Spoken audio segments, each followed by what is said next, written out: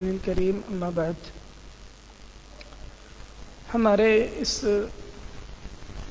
درس کا عنوان ہے سیکولرزم اور مسلم معاشرے پر اس کے اسباب، مسلم معاشرے پر اس کے اثرات۔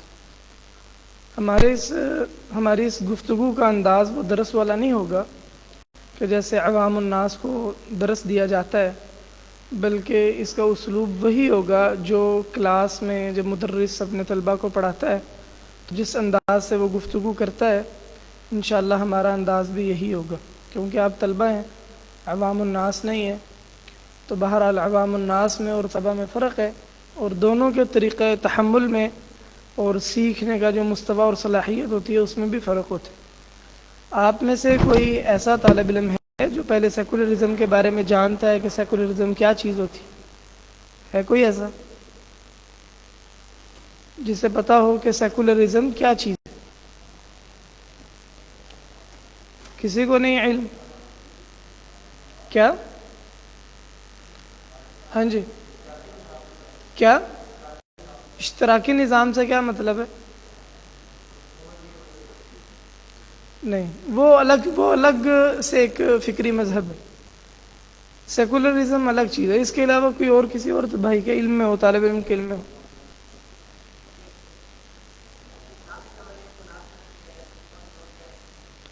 اب کی بات ٹھیک ہے، یہ ایک حصہ ہے سیکولرزم کا، سارا سیکولرزم یہی نہیں ہے۔ یہ بھی قریب ہے، مکمل بات نہیں ہے۔ اور کوئی کیا کیا جائے؟ آزاد کیا کر دیا جائے، یعنی جو اس میں نے بات کی تقریباً وہی بات ہے۔ اس سے پتہ چلتا ہے کہ کتنا زیادہ ضروری ہے کہ ہم لوگ یہ جو جدید فکری مذاہب ہیں ان کو سمجھیں اور پڑھیں۔ فی الوقت دور حاضر میں ان مذاہب کا تسلط اور غلبہ ہے، اور اس قدر تسلط اور غلبہ ہے کہ لاشعوری طور پر وہ لوگ جو دین کی طرف منسوب ہیں، بلکہ طالب علم دین پڑھنے والے ہیں، وہ بھی ان فتنوں سے متاثر ہو جاتے ہیں۔ اور اس قدر غلبہ ہے سیکولر مزاج کا کہ مدرسے سے فارغ التحصیل طلبہ بعض اوقات باوجود اس کے کہ وہ مدرسہ پڑھ چکے ہوتے ہیں، درس نظامی ان کا مکمل ہو چکا ہوتا ہے، ان کی سوچ بھی اسی انداز کی ہوتی ہے جس طرح کی سیکولر لوگوں کی سوچ ہوتی ہے۔ اور ہم سچی بات یہ ہے کہ ان فتنوں کو جانتے نہیں ہیں، ان کے بارے میں ہمیں کوئی اچھی شناسائی نہیں ہوتی، جس کی بنا پر ہم ان فتنوں سے اچھی طرح سے بچ بھی نہیں پاتے، اور ہم معاشرے کو ان فتنوں کے اثرات سے الگ اور جدا بھی نہیں کر سکتے، صحیح طور پر دعوت کا کام بھی نہیں کر سکتے۔ ضروری ہے ان مذاہب کو پڑھا جائے اور سمجھا جائے، دور حاضر کی اہم ترین ضروریات میں سے ایک ہے، اور جو اس چیز کے سب سے زیادہ محتاج ہیں وہ مدرسے کے طالب علم ہیں۔ مدرسے کے طالب علم سے سب سے زیادہ یہ توقع وابستہ کی جا سکتی ہے کہ مدرسے کا طالب علم وہ جدید فتنوں پر اچھی نظر رکھنے والا ہوگا، اچھے انداز سے ان کو رد کرنے والا ہوگا، اور وہی صحیح طور پر اسلام کی صحیح عقیدے کی سلف کے منہج کے مطابق دین کی ترجمانی کرنے والا ہوگا۔ جب مدرسے کا طالب علم ان موضوعات سے کٹ جاتا ہے اور پھر وہ دیکھتا ہے کہ وہ لوگ جن کی داڑیاں نہیں ہیں، انہوں نے پینٹ شرٹیں پہنی ہوئی ہیں، یا وہ لوگ جو دنیاوی یونیورسٹیز وغیرہ کالجز وغیرہ میں پڑھے وہ ان میادین میں کام کر رہے ہیں، تو اس میں احساس کمتری پیدا ہونا شروع ہو جاتی ہے، اور وہ ان لوگوں کے سامنے اپنے آپ کو کوئی چھوٹی چیز سمجھتا ہے، اور بعض اوقات وہ خود چونکہ ان فتنوں کا رد نہیں کر پاتا، کسی دوسرے سے اسے مدد لینی پڑتی ہے یا دوسروں کے حوالے دینے پڑتے ہیں۔ نتیجہ یہ کہ وہ لوگ جو صحیح طور پر سلفی عقیدہ اور اسلام کی جو ثقافت ہے اس میں صحیح طور پر رچے بسے نہیں ہوتے، جب وہ لوگ ان مسائل پر گفتگو کرتے ہیں تو نتیجہ یہ نکلتا ہے کہ جو لوگ ان کی دعوت پر دین کی طرف آتے ہیں ان کے اندر بھی وہی نقائص موجود ہوتے ہیں جو ان داعیان دین میں موجود ہیں۔ مثلا اگر جاوید احمد غامدی کسی کو دین کی دعوت دیتا ہے اور بتاتا ہے کہ اسلام میں فلانا اسلامی نظام فلاں ہے اور فلانا عقیدہ غلط ہے، تو جب اس کی دعوت سے کوئی مسلمان ہوگا تو زیادہ گمان یہ کیا جا سکتا ہے یہ عقیدہ صحیح ہوگا، کسی کا بہتر ہوگا، تو یہی کہ اس میں وہ خرابیاں موجود رہیں گی جو جوید احمد غامدی میں. اس لیے بہت ضروری ہے کہ مدارس کے طالب علم اس میدان کی طرف آئیں، سمجھیں اور صحیح طور پر اسلحے سے لیس ہوں. یہ موجودہ دور کے بہت بڑے فتنے ہیں. جیسے سابقہ ادوار میں وہ متکلم گروہ تھے جو اللہ رب العزت کے اسماء و صفات میں تعویل کرتے تھے. جب وہ آئے گروہ تو مدارس کے طلبہ نے، اہل السنہ والجماعہ نے ان کا بھرپور رد کیا ہے.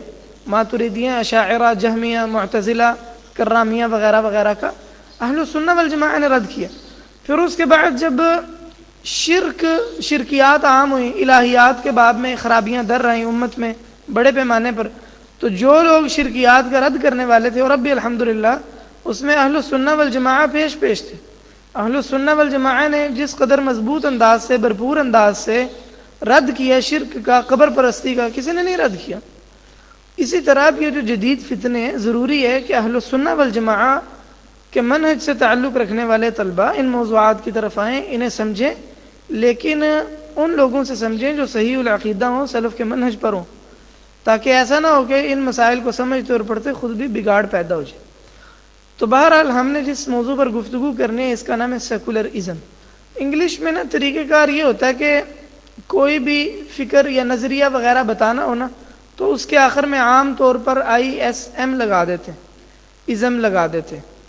تو سیکولر لفظ کے آگے جب ازم لگایا تو یہ ایک فکر یا مذہب کی طرف نسبت ہوگی. سیکولر ہے کیا؟ سیکولر کا معنی یہ ہے وہ چیز جس کا تعلق دنیا کے ساتھ ہو، اس جہان کے ساتھ جس کا تعلق ہے، دین کے ساتھ یا اخروی زندگی کے ساتھ اس کا تعلق نہیں ہے. مثلا لفظ بولا جاتا ہے سیکولر جاب. کیا مطلب سیکولر جاب کا؟ مطلب دنیاوی جاب ہے، اس کا دین کے ساتھ کوئی تعلق نہیں ہے. سیکولر لفظ در حقیقت جو لاطینی زبان ہے اس زبان کے زیر اثر یہ لفظ استعمال کیا گیا ہے، اور جو پرانی قوامیس ہیں انگریزی زبان کی اور یورپ میں استعمال ہونے والی دیگر زبانیں جو لاطینی زبان سے متاثر تھیں، ان میں اس کا معنی یہی بیان کیا گیا ہے. پہل یہ لفظ خاص طور پر کسی مذہب پر نہیں بولا جاتا تھا، حتیٰ کہ ایک شخص جس کا نام تھا جارج جیکب ہولیوک، 1906 ہجری میں اس شخص کی وفات ہوئی ہے. 1817 ہجری میں یہ پیدا ہوا، 1906 ہجری میں اس شخص کی وفات ہوئی. اس نے سیکولرزم کی اصطلاح کو بطور خاص ایک فکر، ایک سوچ پر بولا ہے، اور اس کے بعد سے یہ لفظ ایک سوچ پر، ایک فکر پر چسپاں ہو گیا اور پھیل گیا.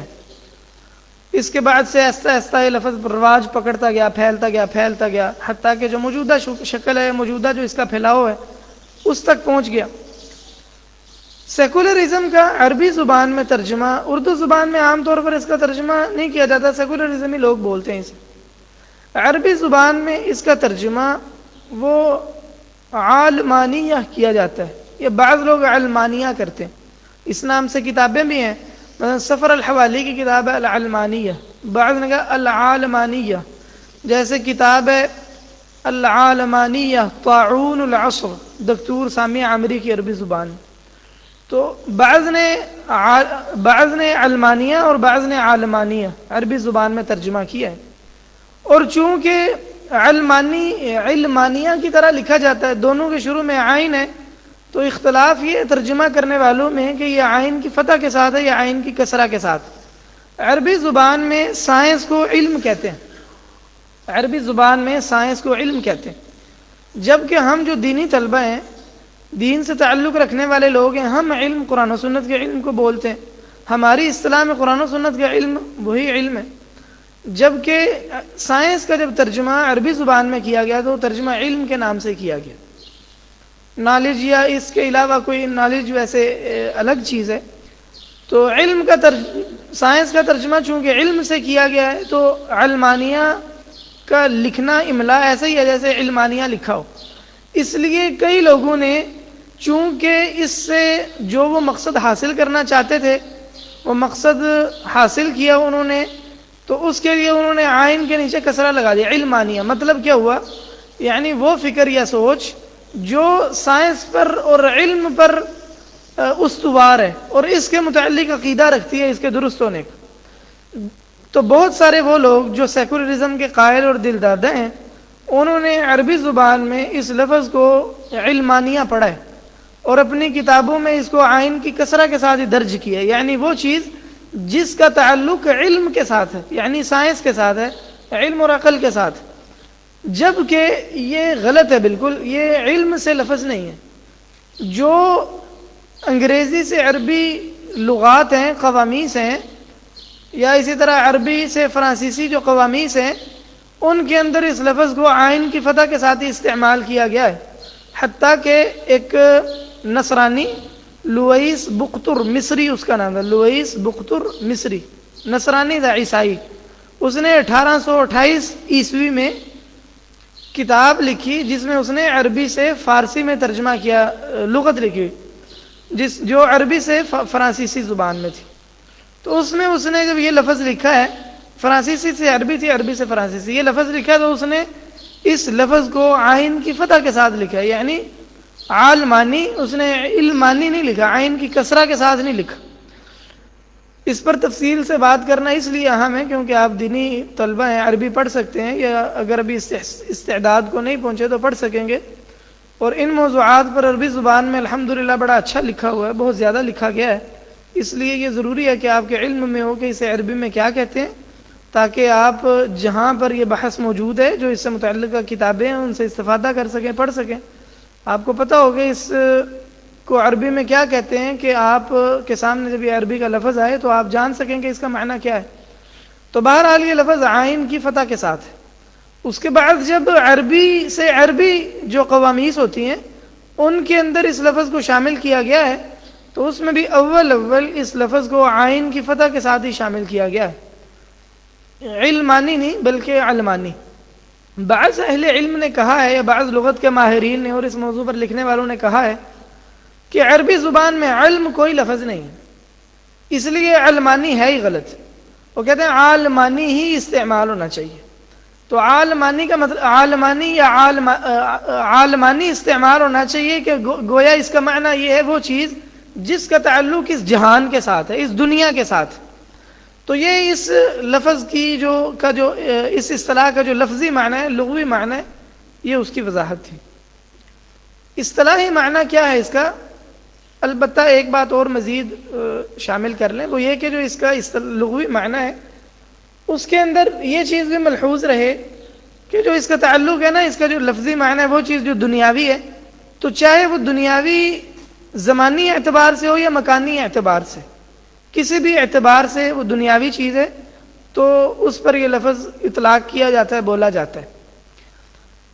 اصطلاحی طور پر سیکولرزم کیا چیز ہے، اس کی تعاریف مختلف کی گئی ہیں اور ہر تعریف کرنے والے نے دوسرے سے مختلف تعریف کی ہے.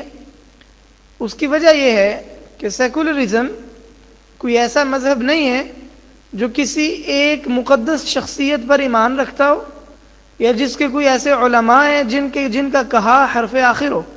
جیسے مثلا ہمارے ہاں فروعی گروہوں میں یا عقدی گروہوں میں کچھ ایسے علماء ہوتے ہیں کہ باقیوں کو ان کی بات تسلیم کرنا پڑتی، ماننی پڑتی مقلدین کے ہاں. مثلا ماتریدی ہیں حنفی، تو ماتریدیوں پر لازم ہے کہ جو ان کے علماء نے لکھے اس کا اعتراف کریں، کیونکہ وہ خود کہتے ہیں کہ ہم عقیدے میں ابو منصور ماتریدی کے مقلد ہیں، جیسا کہ مہند علی المفند میں ہے.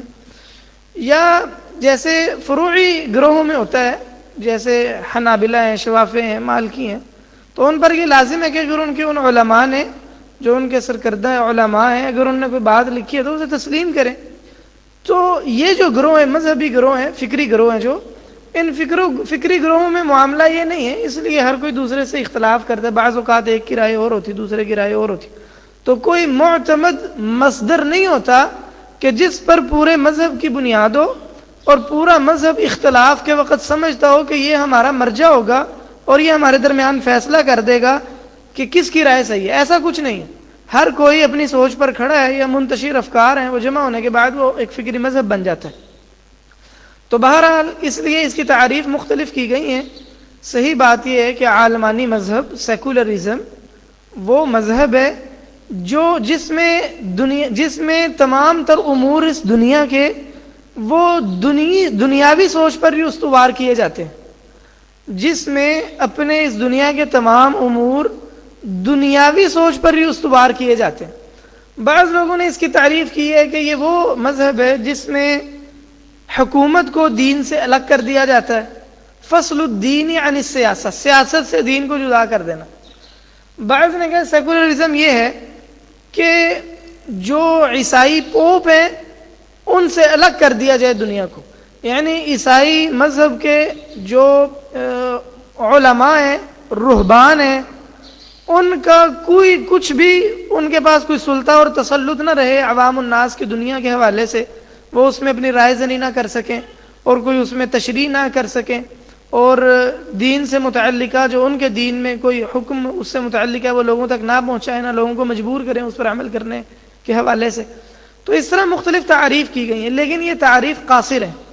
صحیح تعریف یہ ہے کہ یہ وہ مذہب ہے کہ جس میں، یا وہ فکری مذہب ہے، فکری اس لیے اس کو کہتے ہیں، ان مذاہب کو فکری اس لیے بولتے ہیں کیونکہ ان کی بنیاد قرآن و سنت پر نہیں ہے، وحی پر نہیں ہے، اس لیے ان کو فکری کہتے ہیں کیونکہ ان کی بنیاد انسانی عقل ہے، اس لیے ان مذاہب کو فکری مذاہب کہا جاتا ہے۔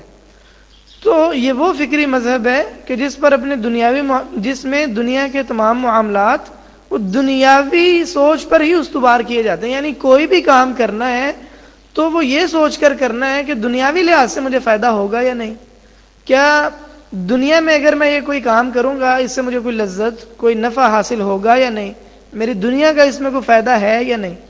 چونکہ اس مذہب کی چونکہ یہ مذہب استواری اس سوچ پر ہے، اس کی عمارت ہی اس پر کھڑی ہے، اس کی اساس ہی یہی ہے، اس لیے بعض لوگوں نے یہ کہا ہے کہ اگر ہم شرعی اصطلاحات کے تناظر میں دیکھیں یا قرآن و سنت میں جو اصطلاحات استعمال ہوئی ہیں تو اس لحاظ سے اس کا صحیح نام ہونا چاہیے دنیویہ، یعنی وہ مذہب جو خالصتاً دنیاوی ہے، اس میں آخرت کا کوئی تصور ہی نہیں ہے۔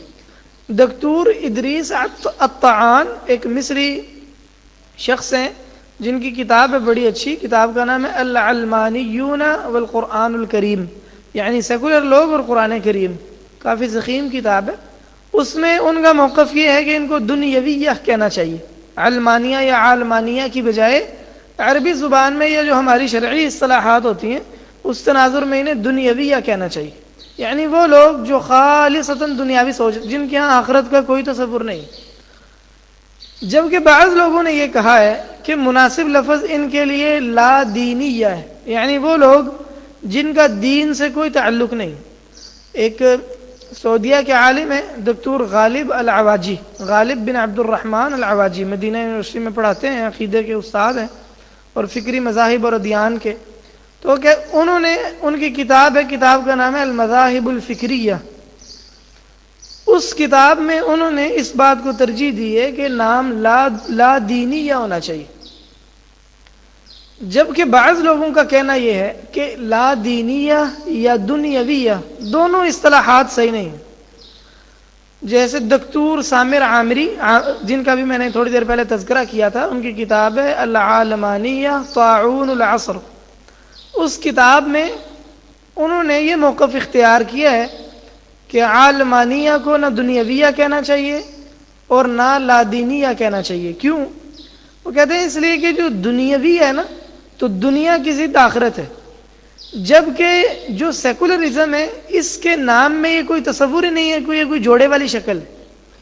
اور کہتے ہیں لا دینیہ اس لیے نہیں کہنا چاہیے کیونکہ جو سیکولر لوگ ہیں انہوں نے جب اپنے مذہب کو کھڑا کیا ہے تو اس میں کوئی ایسا عمل دخل نہیں تھا جس کی بنا پر یہ کہا جائے کہ یہ اس کو لا دینی کہنا چاہیے، بلکہ در حقیقت جب اس کی ابتدا ہوئی تو اس کی سوچ عقل کو استعمال کرنے پر تھی، تو اس وجہ سے اسے نہ تو لا دینیہ کہنا چاہیے نہ دنیاویہ کہنا چاہیے، اسے عالمانیہ ہی کہنا چاہیے۔ عالمانیہ، عالم جہان کو کہتے ہیں، تو عالمانیہ مطلب وہ چیز جس کا تعلق اس جہان فانی کے ساتھ ہے۔ تو یہ تین طرح کی اصطلاحات اس لفظ پر بولی گئی ہیں، عالمانیہ، دنیاویہ یا لا دینیہ۔ بعض لوگوں نے اس پر ایک اس طرح دہریہ بھی بولی، بعض نے کہا اس کو دہریہ کہنا چاہیے۔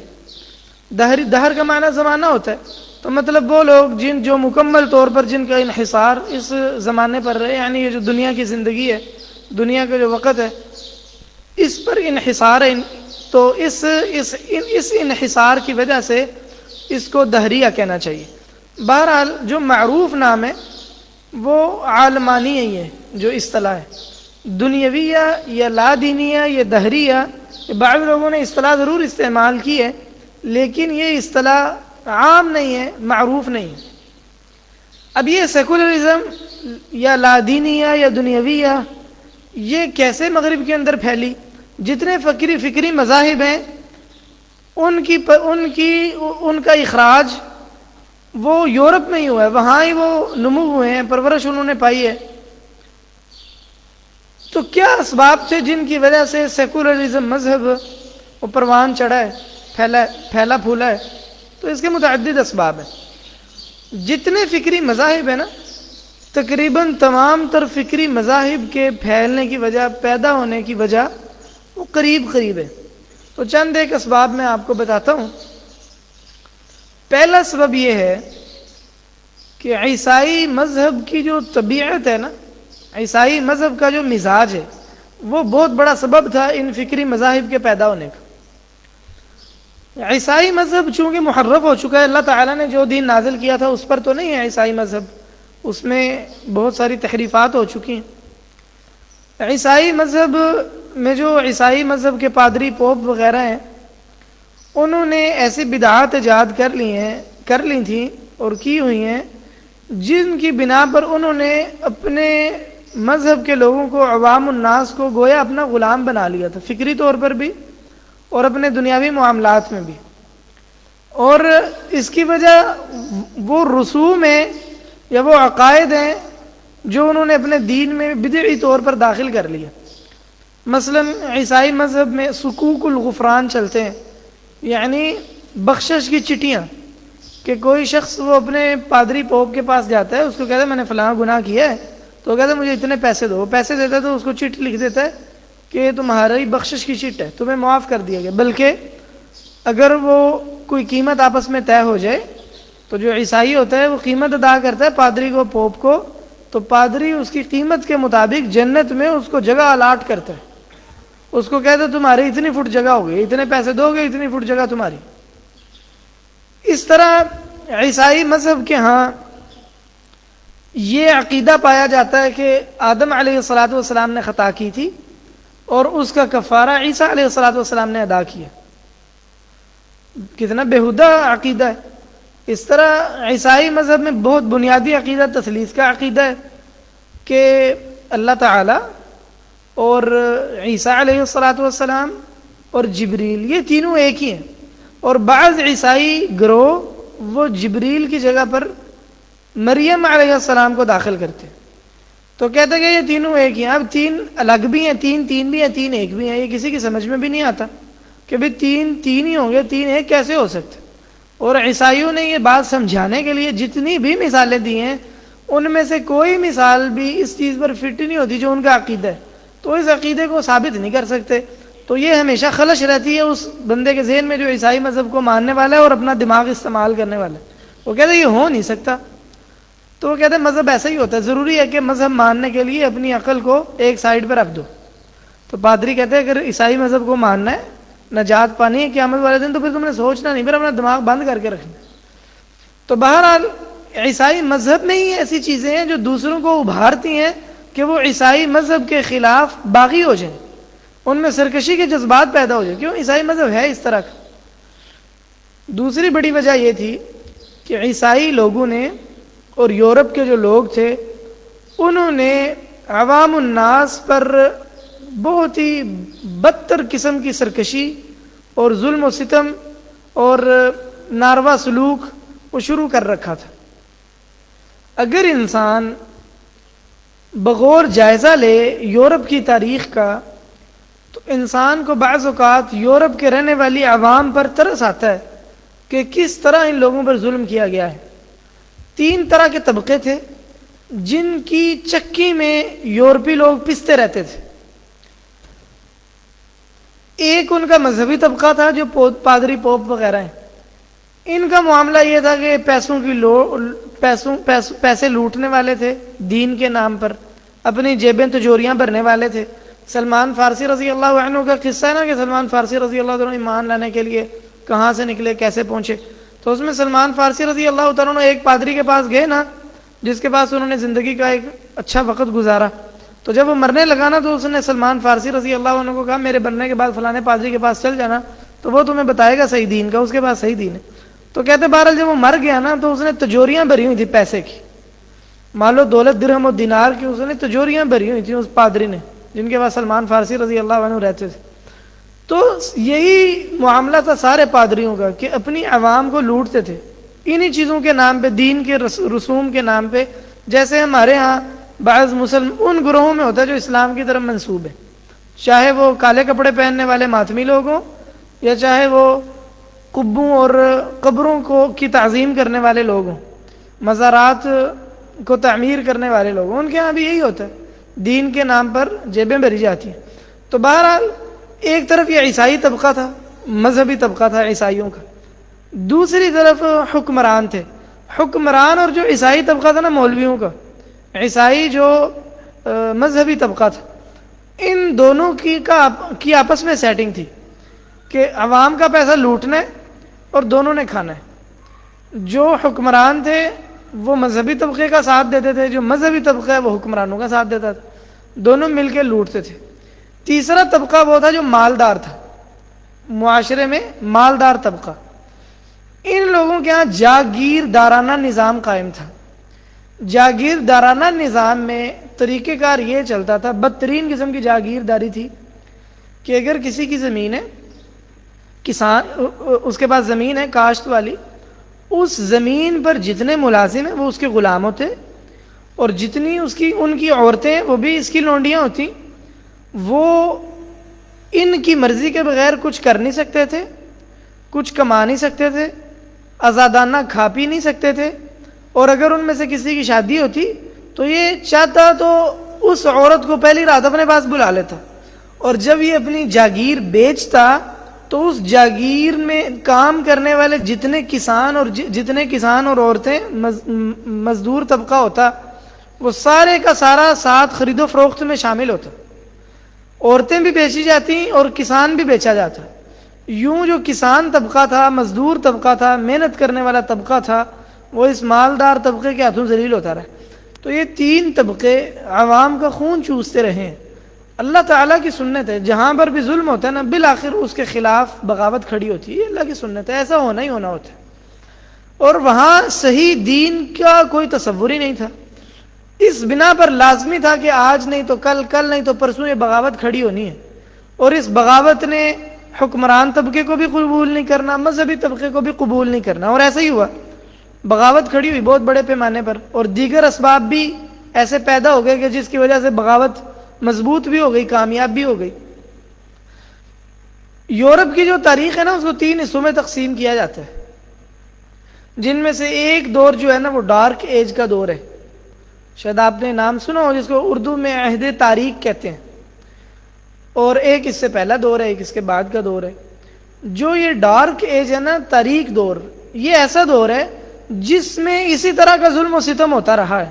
تقریباً 1000 سالوں پر محیط یہ دور ہے, 1000 سالوں پر انتہائی بدتر قسم کا ظلم کیا گیا ہے. ایک کتاب ہے, اس کا نام ہے التاریخ الاسود للکنیسہ, کسی اور زبان سے اس کتاب کا عربی میں ترجمہ کیا گیا ہے.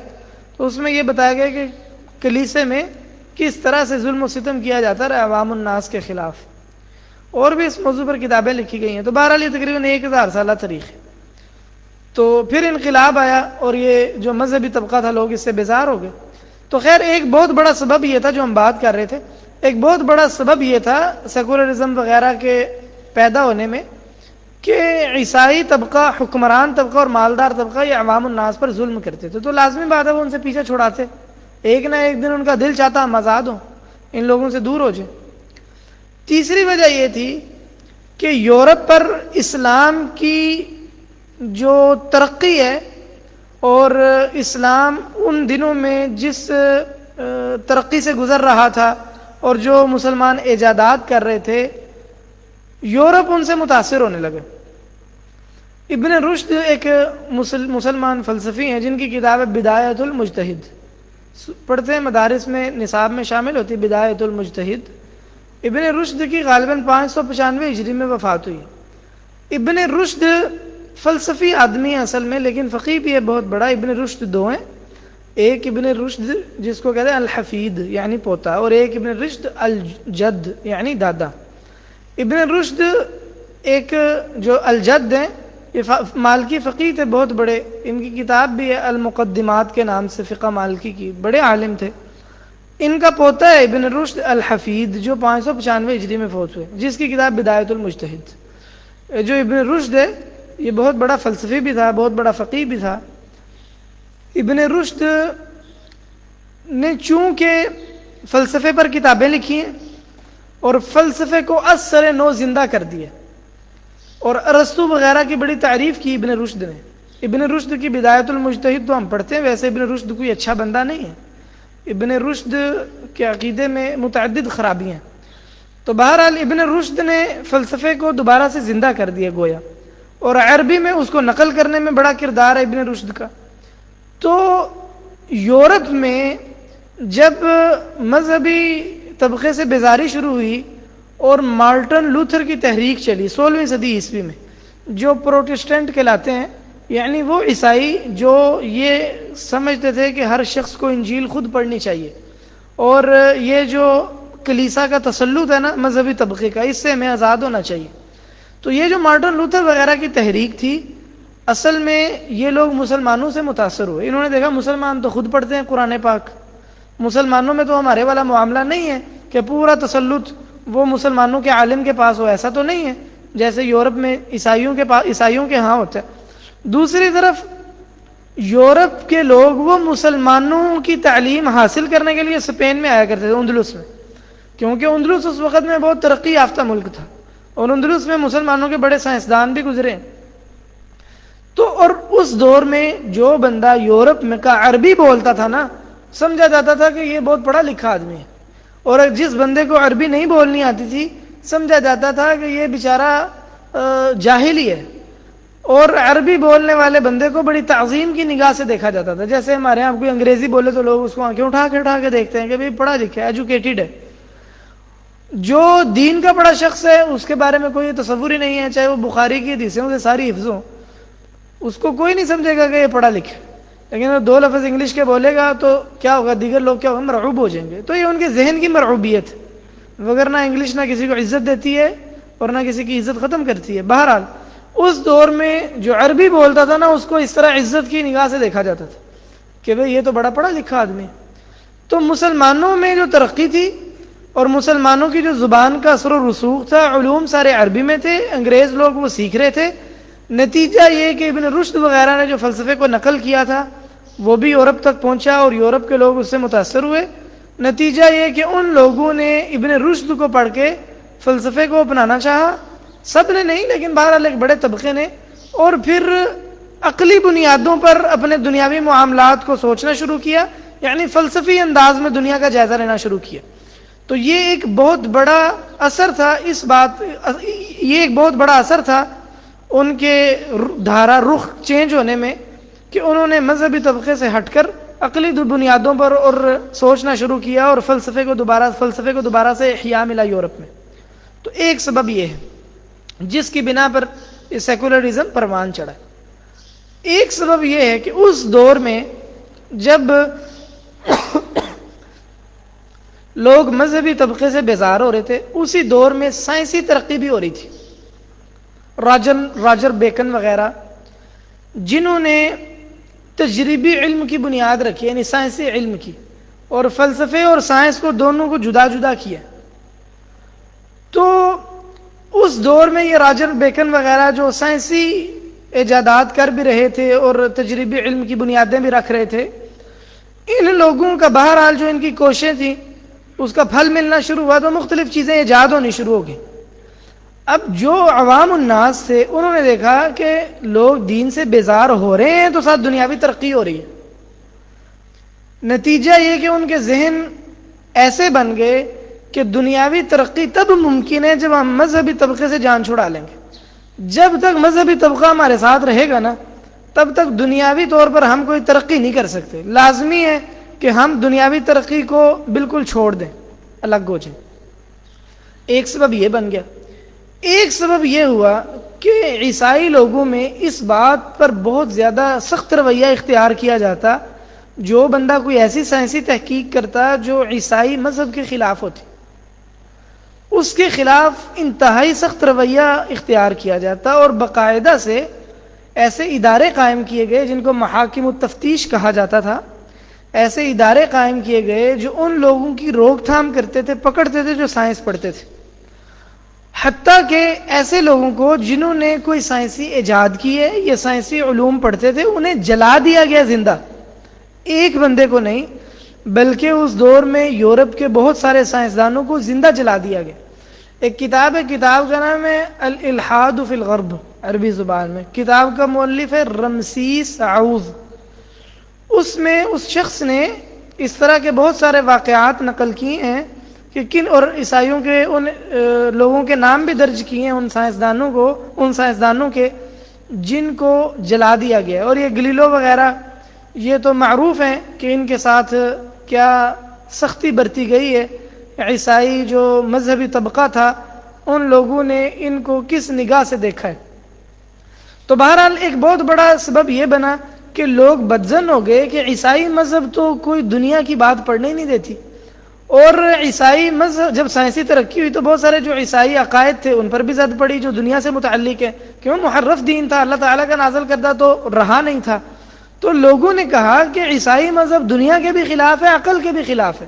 کتنی باتیں اس کی سائنسی تحقیقات سے غلط ثابت ہو رہی ہیں, عقل میں بھی نہیں آتا, تو اس کو تو چھوڑ ہی دینا چاہیے. یہ بھی ایک سبب بن گیا. ایک سبب یہ ہوا کہ اس دور میں نا سیکولرزم بالکل پنپنا شروع ہو گیا تھا, کچھ نہ کچھ, کہ لوگ دین بیزار ہونا شروع ہو گئے. اور جو اس دور میں لٹریچر لکھا گیا ہے, ادبی شعر و شاعری ناول وغیرہ, وہ دین بیزار لٹریچر ہے. پھر اس میں مزید ترقی یوں ہو گئی, یہ سیکولرزم مزید مضبوط یوں ہو گیا کہ اس دور میں ایسے فلسفی اور ایسے سائنسدان پیدا ہوئے جنہوں نے تمام تر جو زندگی کے میدان ہیں ان میں سوچ کو بالکل دنیاوی یا الہامی چیزوں سے, آسمانی چیزوں سے الگ کر دیا, اور خالصتاً دنیا کے تمام امور کو دنیاوی چیز بنا دیا. مثال کے طور پہ چارلس ڈارون ہے, اس نے یہ باور کروایا لوگوں کو اور تحقیق پیش کی, جو اس کی کتاب ہے اصل الانواع کے نام سے, عربی زبان میں اس کا ترجمہ ہوا ہے. اس کتاب میں اس نے یہ بات ثابت کرنے کی کوشش کی ہے کہ ایک خلیے سے تمام قسم کے جاندار پیدا ہوئے اور انسان بندر سے بنا ہے. حالانکہ چارلس ڈارون خود ملحد نہیں تھا, یعنی اللہ تعالیٰ کو نہیں مانتا تھا, آخری عمر میں وہ لا ادری بن گیا تھا. لا ادری وہ ہوتا ہے جو کہتا ہے مجھے نہیں پتا خدا ہے کہ نہیں, اگنوسٹک اس کو انگلش میں کہتے ہیں. تو ملحد وہ نہیں تھا, لیکن آخری عمر میں وہ کہتا مجھے نہیں پتا, ہو سکتا خدا ہو سکتا نہ ہو. شروع میں ملحد نہیں تھا, جب اس نے کتاب یہ لکھی تب بھی ملحد نہیں تھا. تو لیکن بہرحال یہ کتاب یا یہ نظریہ ان لوگوں کے لیے جو الحاد پھیلانا چاہتے تھے, اللہ تعالیٰ اور جو اخروی چیزیں ہیں, آسمانی چیزیں ہیں, ان کو رد کر دینا چاہتے تھے, ان سے جان چھڑانا چاہتے تھے, ان کے لیے یہ بہت بڑا ٹول تھا کہ وہ یہ بات کہہ کر کے انسان تو بنا ہی بندر سے, ہر چیز ایک خلیے سے پیدا ہوئی ہے, خود بخود خدا کی ضرورت ہی نہیں ہے, خدا کا انکار کر دیں.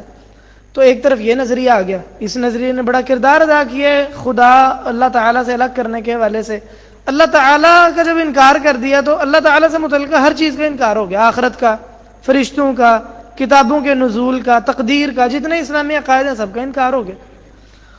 دوسری طرف جیسے فرائیڈ ہے, فرائیڈ یہودی تھا, اور یہ جو فرائیڈ تھا اس کا نظریہ یہ تھا کہ مرد و عورت میں ہمیشہ تعلق جنسی ہی ہوتا ہے, اس کے علاوہ اور کوئی تصور ہی نہیں کیا جا سکتا کہ مرد و عورت میں کوئی اور تعلق ہو. فرائیڈ کے ہاں بچہ جو ماں کے پستان منہ میں ڈالتا ہے وہ اس لیے کہ اسے اس میں جنسی لذت محسوس ہوتی ہے, اور اسی طرح لڑکی کا معاملہ کہ اگر وہ والد کی طرف زیادہ رجحان رکھتی ہے تو فرائیڈ کے ہاں اس لیے کہ لڑکی کی جنس اور ہے، باپ کی جنس اور ہوتی ہے، تو چونکہ ان دونوں کی جنس مختلف ہے تو جنسی کشش کی وجہ سے بیٹی باپ کی طرف زیادہ مائل ہوتی ہے، نعوذ باللہ. تو انتہائی گھٹیا بات ہے. ایک سلیم الفطرت آدمی اس بات کو کیسے پسند کر سکتا ہے، کیسے قبول کر سکتا ہے؟ لیکن بہرحال فرائیڈ کے نظریے نے اور اس کی تحقیقات نے یہ ثابت کرنے کی کوشش کی کہ مرد و عورت میں تعلق ہمیشہ جنسی تعلق ہوتا ہے، اور جنس کا تعلق دنیا کے ساتھ ہے. اسی طرح اقتصادی معاملات ہیں، اقتصادی معاملات میں لبرلزم فروغ پا رہا تھا. جان جاک روسو اور اس طرح کے دیگر جو جان سٹیورٹ مل اور اس طرح کے دیگر جو لبرلزم کو پروموٹ کرنے والے لوگ ہیں، وہ لوگ لبرلزم کو پھیلا رہے تھے کہ اقتصادیات میں، مالی معاملات میں آزادانہ تجارت ہونی چاہیے، اور ایسی چیزوں پر وہ تجارت کو کھڑی کر رہے تھے جس کی بنیاد کوئی مذہب نہیں ہے. ان کے اپنے بنائے ہوئے عقل پرستانہ ان کے افکار تھے جن پر وہ اس عمارت کو کھڑی کر رہے تھے. اور اسی طرح اجتماعی معاملات ہیں، سماجی معاملات ہیں، تو تمام قسم کے معاملات میں ایسے فلسفی وہ پیدا ہو رہے تھے جو بالکل ان تمام تر معاملات کو دین سے جدا کر رہے تھے. تو لازمی بات ہے کہ اس کا نتیجہ کیا نکلتا؟ اس کا نتیجہ یہ نکلتا کہ یہ چیزیں دین بیزاری کی جو تحریک ہے اور جو سوچ ہے اس کو مضبوط کر دیں. نتیجہ یہ نکلا کہ لوگ دین سے کٹتے گئے اور سیکولرزم پھیلتا گیا. تو سیکولرزم اس بات کا نام ہوا. اس کے اسباب پر غور کرنے کے بعد ہم اس نتیجے پر پہنچتے ہیں کہ سیکولرزم یہ چیز ہے کہ چاہے حکومت ہو، چاہے انسان کے سماجی معاملات ہوں، چاہے انسان کے اقتصادی معاملات ہوں، چاہے انسان کے خاندانی معاملات ہوں، تمام تر معاملات وہ خالصتاً دنیاوی اعتبار سے ہی نمٹائے جائیں. انسان اس میں اپنا نفع نقصان سوچے، آخرت پر بالکل بھی انہیں استوار نہ کیا جائے، آخرت کے عقیدے پر اللہ تعالیٰ کو اور آخرت کو اس سے بالکل نکال دیا جائے، کوئی تصور ہی نہ رہے. ہاں اتنا اختیار ضرور دیا ہے سیکولرزم نے کہ دین کو خالصتاً انسان کی ضمیری اور فردی چیز بنا دی کہ تمہاری شخصیت کا معاملہ ہے، تمہاری اپنی ذات کا معاملہ ہے کہ اگر تم دین کو کسی جگہ پر عمل دخل کی اجازت اپنی زندگی میں دیتے ہو تو ٹھیک ہے، لیکن اجتماعی طور پر اس کو دوسرے پر مسلط نہیں کیا جا سکتا، قانون بنا کر اسے پیش نہیں کیا جا سکتا. اجتماعی جتنے معاملات ہوتے ہیں ان میں دین کو سائیڈ پر رکھنا یہ ضروری ہوگا. ہاں تمہارا شخصی معاملہ، تمہارا دل کرتا ہے نماز پڑھنے کا پڑھ لو، عبادت کرنے کا کرتا ہے کر لو، تمہارا دل کرتا ہے اپنے بند کمرے میں تم ایک اللہ سے دعا کرو، یا کوئی کسی سے دعا کرنا چاہے، مثلا عیسائی عیسیٰ علیہ السلام سے دعا کرنا چاہیں، ہندو اپنے بدھ سے دعا کرنا چاہے، تو یہ ان کا اپنا شخصی معاملہ ہے. ہمارا سیکولرزم کا اس سے کوئی تعلق نہیں. تو یہ سیکولرزم کہ دین کا یا کسی بھی مذہب کا کوئی تعلق نہ ہو انسان کے معاملات سے. سیکولرزم کی متعدد قسمیں، مختلف اعتبارات سے بھی مختلف قسمیں. ایک مفکر قسم کے آدمی تھے عبد الوہاب المسیری، ان کی کتاب ہے العلمانیہ تحت المجہر. اس کتاب میں انہوں نے سیکولرزم کی 2 قسمیں لکھی ہیں اور یہ بہت مقبول ہو گئی ہیں قسمیں. ایک قسم ہے جس کو کہتے ہیں العلمانیۃ الجزئیہ، یعنی جزوی سیکولرزم، اور دوسرا العلمانیۃ الشاملہ، یعنی شامل سیکولرزم. جزوی یہ ہے کہ انسان اپنے بعض معاملات میں دین کو قبول کرتا ہو اور بعض میں قبول نہ کرتا ہو. مثلا اپنے تجارت کے معاملات میں دین کو قبول نہیں کرتا، لیکن اپنے مثلا جو دعاؤں والے عبادت والے معاملات ہیں ان میں قبول کر لیتا ہے. شامل یہ ہے کہ انسان اپنے کسی بھی معاملے میں سیکولرزم کو قبول نہیں کرتا، اپنے تمام امور وہ دنیاوی سوچ پر ہی استوار کرتا ہے. یہ العلمانیۃ الشاملہ ہے، یعنی مکمل طور پر جو انسان کی زندگی کے معاملات ہیں ان کو شامل اور محیط ہے. اور اگر سیکولرزم کی اسلام دشمنی دیکھیں تو اس اعتبار سے بھی سیکولرزم کی مختلف قسمیں ہیں. کچھ سیکولرزم کی قسمیں ایسی ہیں جو دین کو مکمل طور پر جڑ سے اکھاڑ دینا چاہتی ہیں، بعض اہل علم نے اس قسم کو نام دیا العلمانیت الاستئصالیہ. استئصال ہوتا ہے نا جڑ سے اکھاڑ دینا. تو مطلب یہ سیکولرزم کی وہ شکل ہے جو بعض غالی سیکولرزم لوگوں کے ہاں ہے کہ بالکل دین کا کوئی وجود باقی ہی نہ رہنے دیا جائے. ایک قسم وہ ہے جو کہتی ہے کہ دین کی جو مفید چیزیں وہ لے لینی چاہیے. اس کو بعض لوگوں نے نام دیا ہے العلمانیت اللبرالیہ. اور ایک وہ ہے جو انسان کو کچھ لینے کا تو قائل نہیں ہے لیکن انسان کو اختیار دیتا ہے کہ وہ اپنے آپ میں کوئی دین کا کوئی معاملہ شامل کرنا چاہتا ہے اپنے معاملات میں تو کر سکتا ہے شامل. اس کو بعض لوگوں نے نام دیا ہے العلمانیت التحاسسیہ کہ آدمی اپنے معاملات میں دین کو شامل کرنا چاہتا ہے کوئی کچھ معاملات میں تو اسے اختیار ہے کر سکتا ہے. سیکولرزم کے حوالے سے ایک بڑی اہم اصطلاح ہے جو عام طور پر سیکولرزم کے ساتھ استعمال ہوتی ہے جس کا نام ہے لائکیت. اردو میں لائکیت اسے بولتے ہیں. لائکیت بھی سیکولرزم ہی ہے لیکن یہ وہ سیکولرزم ہے جو فرانس میں پھیلے. اس میں اور عام سیکولرزم میں فرق یہ ہے کہ جو لائکیت ہے یہ سیکولرزم کی انتہا پسندانہ شکل ہے. لائکیت یعنی اس انتہا پسندانہ سیکولرزم کا نام ہے جو دین کو بالکل اجازت نہیں دیتا کہ وہ کسی طور پر بھی عمل دخل کرے. دین کو بالکل اپنی زندگی سے جدا کر دینا چاہتا ہے الگ کر دینا چاہتا ہے. اس کا نام لائکیت ہے. یورپ میں یہ سب لائکیت اور سیکولرزم کیسے پھیلا ہے اس کے اسباب میں نے چند ایک آپ کو بتائے ہیں. اب سوال یہ پیدا ہوتا ہے کہ یہ مسلم معاشروں میں کیسے پھیلا ہے, کیسے مقبول ہو گیا مسلم معاشرے میں. تو مسلم معاشرے میں اس کے پھیل جانے کے متعدد اسباب ہیں. چند ایک اسباب میں ذکر کرتا ہوں. مسلم معاشرے میں پھیل جانے کا ایک بہت بڑا سبب وہ تو یہ کہ مسلمانوں کو اپنے دین کا صحیح طور پر علم ہی نہیں تھا. مسلمان اپنے عقیدے سے غافل ہو گئے, لا علم تھے مسلمان اپنے عقیدے سے, جس کی وجہ سے مسلمانوں کو گمراہ کرنا وہ بہت آسان ہو گیا. عقیدے مسلمانوں کے خراب ہو چکے تھے, توہم پرستی مسلمانوں میں پھیل چکی تھی, جیسے تصوف کی گمراہی ہیں اور اس طرح دیگر گمراہیاں. ایک بہت بڑا سبب وہ استعمار ہے. استعمار کا معنی یہ ہے کہ یورپی لوگوں نے جو مسلم معاشروں پر مسلم ممالک پر حملہ کیا اور ان پر اپنی تہذیب اور ثقافت پھیلائی پرزور طریقے سے بالجبر. جیسے ہمارے یہاں بر صغیر میں برطانیہ نے اپنا تسلط قائم کر لیا, اسی طرح جزائر پر فرانس غالب آ گیا اور اس طرح دیگر ممالک میں افریقہ میں ایشیا میں دیگر یورپی حکمران وہ غالب آ گئے. تو یہ جو استعمار ہے اس کا بہت بڑا عمل دخل ہے سیکولرزم پھیلانے میں. کافر لوگ جب بھی جہاں بھی جائیں گے لازمی بات ہے کہ وہ اپنی تہذیب اور ثقافت لے کر جائیں گے. جب یورپی لوگ یا ہمارے یہاں بر صغیر میں برطانیہ کے لوگ تھے جب وہ یہاں آئے تسلط ان کا تھا تو لازمی بات ہے کہ یہاں پر جو ان کی ثقافت ہے ان کا جو سوچنے کا انداز ہے اور جو ان کا تمدن ہے وہ سارے کا سارا اسے وہ یہاں پر بھی اپناتے اور یہاں کے لوگوں کو بھی وہ چیزیں سکھاتے. تو یہ سب ہوا ہے کہ انہوں نے یہاں کے لوگوں کو بھی یہ کچھ سکھایا ہے اور مجبور کیا ہے کہ یہاں کے لوگ بھی یہ افکار اپنائیں, ان افکار کو پھیلانے کی کوشش کی ہے. تو یہ بہت بڑا سبب ہے سیکولرزم کے پھیلنے کا مسلم معاشروں میں. تیسرا ایک بڑا سبب یہ ہے کہ مسلم معاشرے سے اسکالرشپ کے نام پر یا اعلیٰ تعلیم کے نام پر جو مسلمان یورپ پڑھنے کے لیے جاتے تھے ان کا بہت بڑا کردار ہے سیکولرزم کو پھیلانے میں.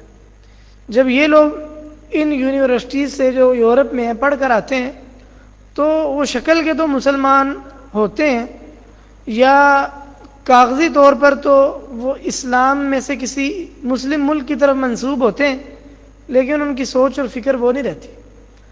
تقریباً جتنے بھی سیکولرزم کو پرموٹ کرنے والے ہیں مسلم معاشرے میں وہ سب کے سب یورپی یونیورسٹیوں سے پڑھے ہوئے تھے, چاہے وہ عرب کے لوگ ہوں چاہے وہ پاکستان کے لوگ ہوں بر صغیر کے لوگ ہوں.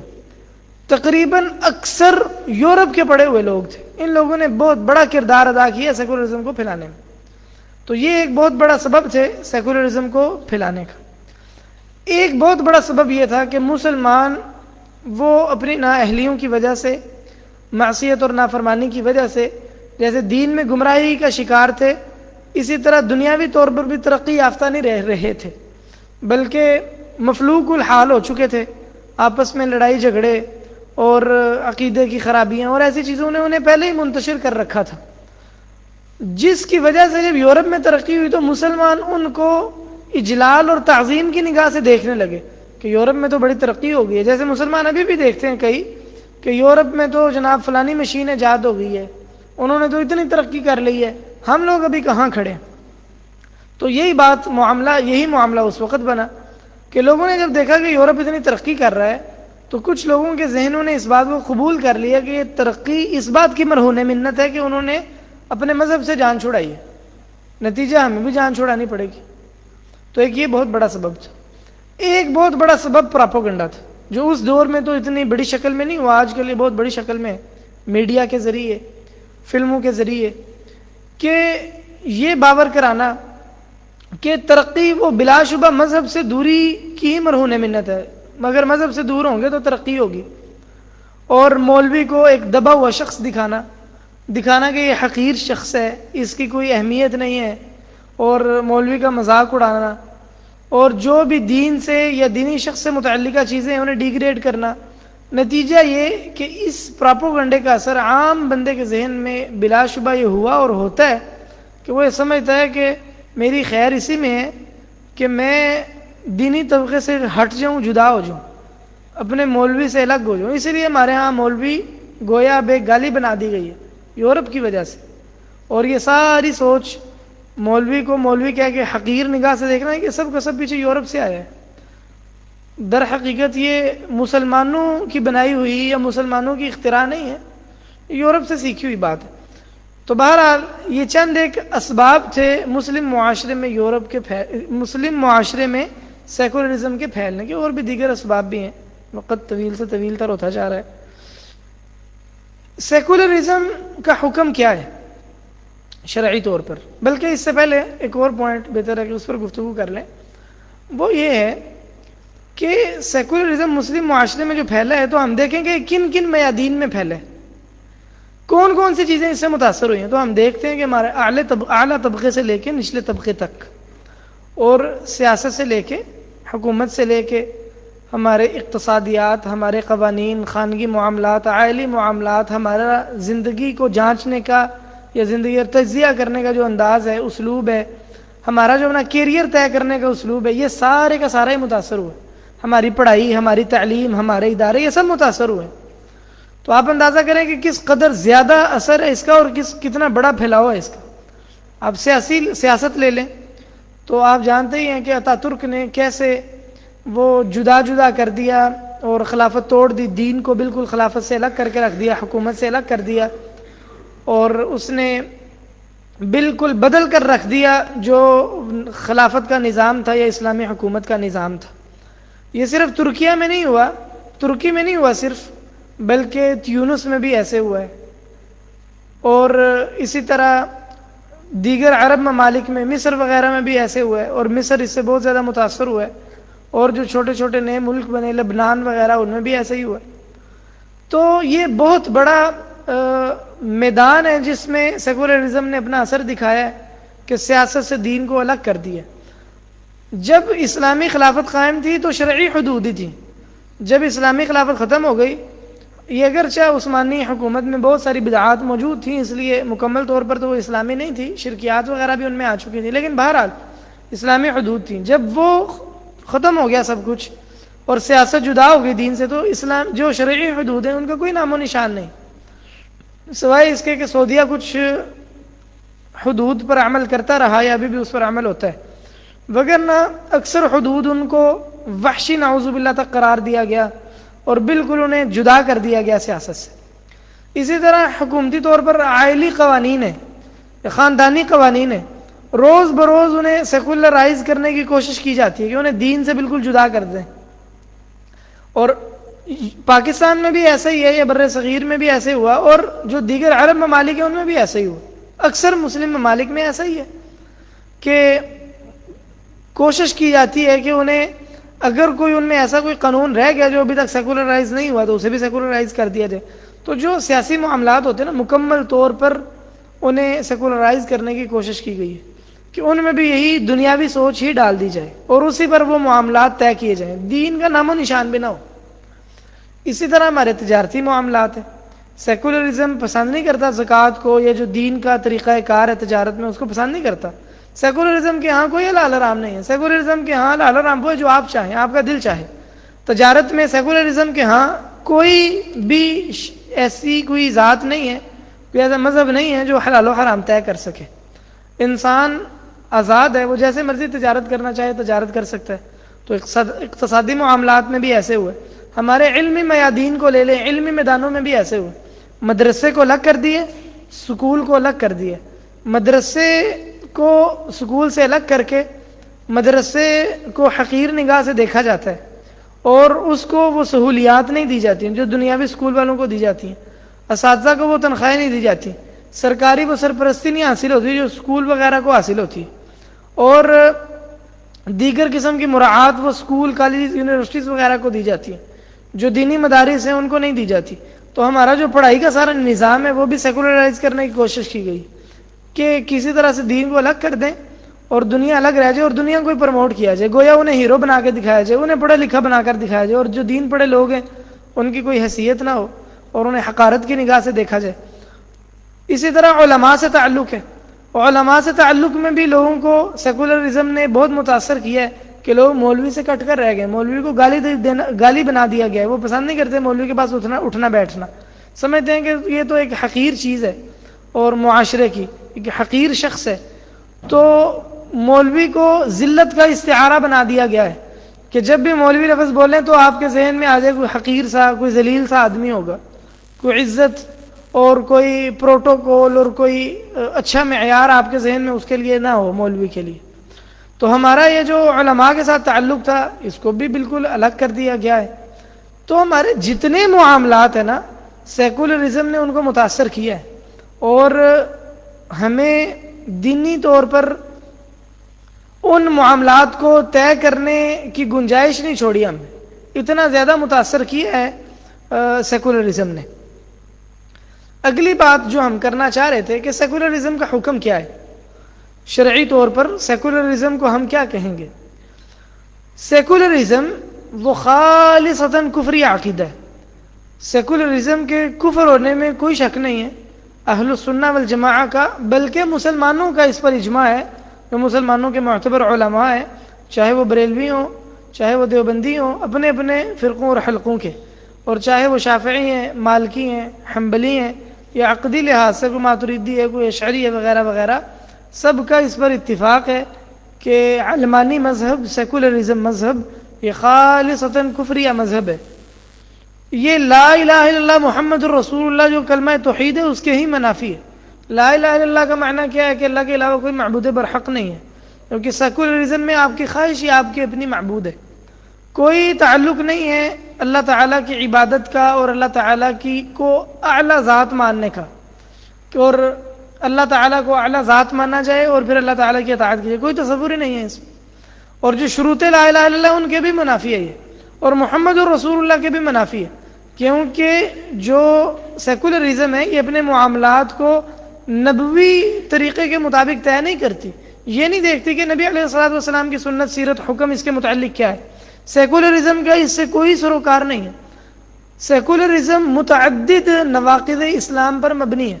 کیوں؟ سیکولرزم ہندو کو بھی اجازت دیتا ہے کہ وہ جیسے مرضی چاہے عبادت کرے, اور سیکولرزم لوگوں کو یہ اجازت دیتا ہے کہ وہ اپنے کفر و شرک پر بغیر جھجک کے اپنی ذات پر عمل کرنا چاہتے ہیں کریں, اور اس بات پر مکمل طور پر پابندی عائد کرتا ہے کہ اسلام کو کبھی بھی سیاسی طور پر یا معاشی طور پر نافذ نہیں کیا جا سکتا.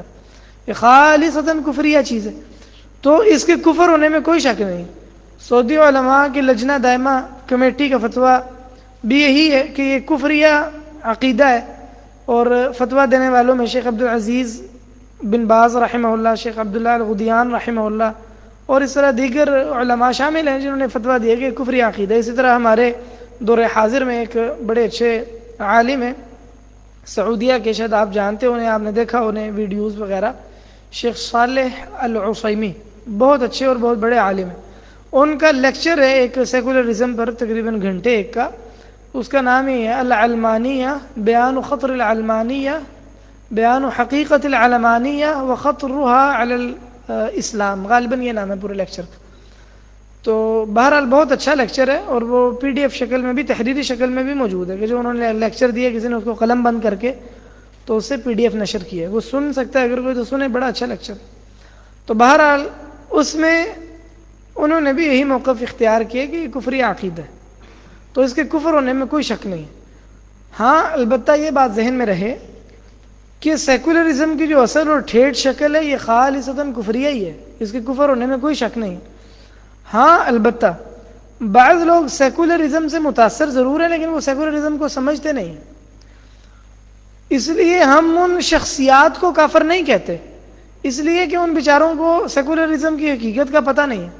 اور اگر کوئی ایسے شخص کو دیکھے کہ آپ اسے بتائیں کہ سیکولرزم کفری عقیدہ ہے اور وہ کہے کہ نہیں یہ تو کفری عقیدہ نہیں ہے، تو سمجھ لیں کہ اسے سیکولرزم کی سمجھ نہیں ہے. اس بیچارے کو اسے سمجھائیں کہ سیکولرزم ہوتا کیا ہے. اس نے بس لوگوں سے ہی سنا ہے کہ سیکولرزم کیا ہوتا ہے، اس کو حقیقی طور پر سیکولرزم کے معانی اور مفاہیم کا نہیں پتہ. اگر اسے پتہ ہوتا تو وہ کبھی یہ بات نہ کہتا کہ سیکولرزم کفری عقیدہ نہیں ہے.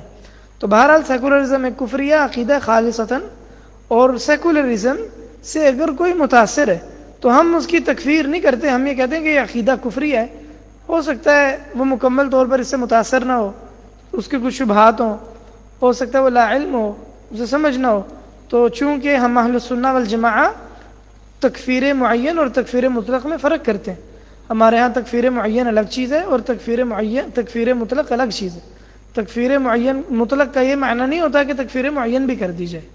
تو اس لیے اس میں فرق کو ملحوظ رکھنا اور لوگوں پر ایسے ہی بے جا آدمی فتویٰ نہ لگاتا رہے، اس لیے اس کا دھیان رکھنا یہ از حد ضروری ہے.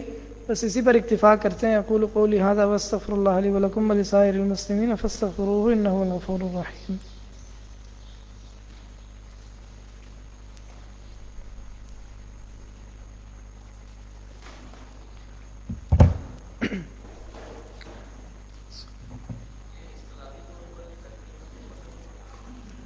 ہاں جی.